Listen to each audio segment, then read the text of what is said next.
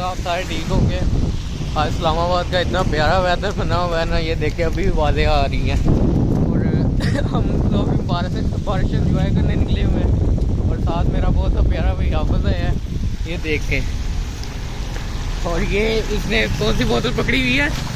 Pakistani product की boycott इसका। और मैंने ये वाली पकड़ी हुई है। और मेरे साथ बहुत बड़ा धोखा हो गया, मैंने अपनी तरफ से लेमन वाटर दूसरी समझी और ये निकल दूसरी आई। और अब क्या करें, कौड़ी इतनी है, पीनी तो पड़नी है।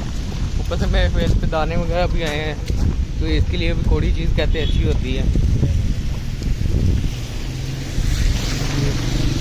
और थोड़ी थोड़ी सर्दी भी लग रही है और खूब बारिश का एंजॉय कर रहे हैं हम लोग। ये देखें